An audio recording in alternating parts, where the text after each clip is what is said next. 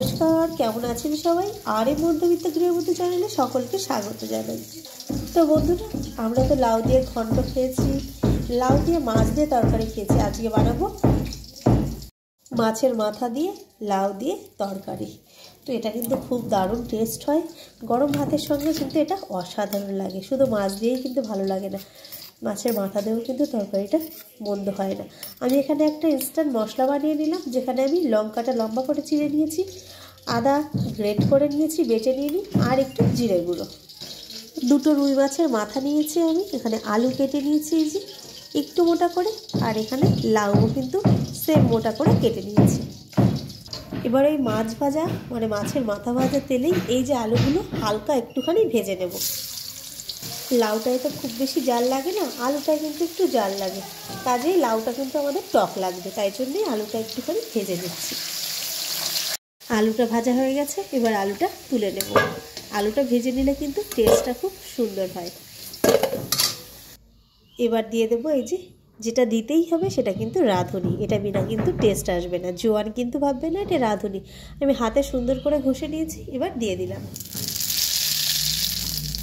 একটুখানি ফোড়নটা চলে আসলে দিয়ে দিলাম তেজপাতা।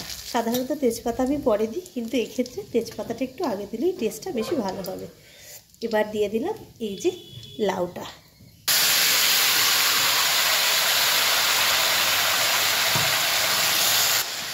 দিয়ে দেবো লবণ, হলুদ আর একটু চিনি। এই সঙ্গেই দিয়ে দেবো মাছের মাথা, আর এই যে মশলাটা বানিয়ে রেখেছিলাম, আদা কোড়া, জিরে গুঁড়ো আর হচ্ছে কাঁচা লঙ্কা চেরা, সেটা দিয়ে দেবো। তো এটা বেশিক্ষণ কষানো যাবে না, লাউটা টক লাগবে, তাই কষিয়ে দেবো সঙ্গে সঙ্গে সব কিছু দিয়ে।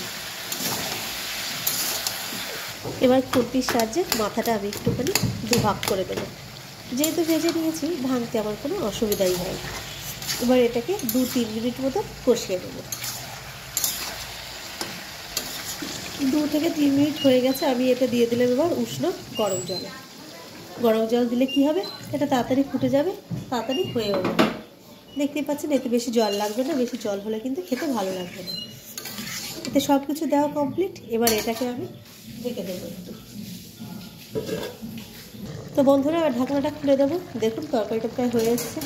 ওই ধরুন 5 মিনিট মতো জোরেই জাল দিতে হবে, আস্তে জাল দিলে লাউটা আবার অনেক সময় টক লাগে। তো চলুন এই ফাঁকে আরেকটা কাজ সেরে নিই। আমি এখানে 1 চামচ ময়দা নিয়েছি, যেটাই আমি ওই যে আদা জিরেগুলো জল দিয়ে গুলেছিলাম, সেই বাটিতে নিয়ে নিয়েছি।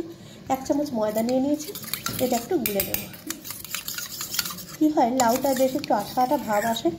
অনেক সময় দেখা যায় লাউগুলো একটুখানি শক্ত থাকে, সেগুলো গলে না, বেশ কাদা কাদা ভাবটা হয় না। সে সময় এটা করতে পারেন, আর এইটা করলে অন্য লাউটাও ভালো হয়, গালানোর কোনো ঝামেলা থাকে না, গালিয়ে দিলে না ভালো লাগে না ঠিক আছে। এই একটুখানি 1 চামচ মতো আমি এই যে গুলে নিলাম। এবার এই যে এটা দিয়ে দেবো, এটা দিয়ে সঙ্গে সঙ্গে কিন্তু নেড়ে দেবো, নাহলে আবার জমা বেঁধে যাবে। অলমোস্ট প্রায় আমার হয়েই এসছে। চলুন আরেকটুখানি হয়ে নিই। আর আমার ছেলে মাথা খাবে না, তাই জন্য আমি আবার একটু কেটে দিয়েছি। তো বন্ধুরা, যে আমি ঢাকনা খুলে দিয়েছিলাম, তো দেখতেই পেয়েছিলাম ঢাকনা খুলে দিয়েছিলাম, এটা কিন্তু আমার হয়ে গেছে। চলুন এবার একটু ধনেপাতা দিয়ে এটাকে নামিয়ে দিই। অসাধারণ গন্ধ করেছে, খেতে কিন্তু দারুণ টেস্ট, অবশ্যই একবার ট্রাই করবেন। তো আর বানাবো একটুখানি নোটে শাক ভাজা। নোটে শাক বাজার থেকে কিনে এনেছে, তো চলুন এটা নামিয়ে নোটে শাকটা ভেজে নিই। তো বন্ধুরা, এই যে নোটে শাকটা আপনারা চেনেন, বাজারে পাওয়া যায়। এটাকে আমাদের এখানে নোটে শাক বলে, আপনাদের কি বলে সেটা জানাবেন অবশ্যই। তো অনেকে বলে এটাকে বৌটুকনি শাক, অনেকে বলে আতারি পাতারি শাক। তাই আমি এটাকে প্রথমে ধুয়ে নেব। তো বেশি নেই, এখানে আমি জায়গা করে নিয়েছি, এখানেই আমি কিন্তু ধুয়ে নিই। দেখতেই পেলেন শাকটা কিন্তু আমার ধোয়া হয়ে গেছে, অসাধারণ লাগে কিন্তু এটা। চলুন চটপট বানিয়ে নিই। সর্ষের তেল দিয়ে দিয়েছি, অসম্ভব গরম হয়ে গেছে। এই যে রসুন, রাঁধুনি আর কাঁচা লঙ্কা ফোড়ন দিয়ে দেবো। বন্ধুরা, ফোড়নের সঙ্গে সঙ্গে কিন্তু শাকটা আমি দিয়ে দিয়েছিলাম। শাকটা থেকে অসম্ভব ছেটাচ্ছিল, তাই জন্য শাকটা দিয়ে দিয়েছি, আর দেখাতে পারিনি। এবার এটাকে কিন্তু ঢেকে দেবো। অবশ্যই কিন্তু হলুদ লবণটা দিয়ে ঢেকে দিতে হবে। তো দেখুন একদম অল্প হয়ে গেছে, কতটা শাক ছিল, একদম একটুখানি হয়ে গেছে। এটা কিন্তু খেতে খুব সুন্দর টেস্ট।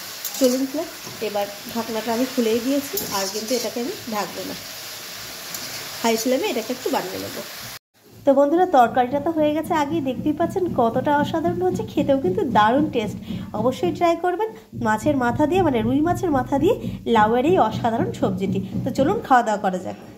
তো বন্ধুরা খাবার আমি দিয়ে দিয়েছি, চলুন খাওয়া যাক। অসাধারণ লাগছে, কিন্তু খেতে কিন্তু অসাধারণ লাগে। তো অবশ্যই একবার ট্রাই করবেন। আজকের মতো এটুকুই, আবার একটা রেসিপি নিয়ে চলে আসবো। টাটা।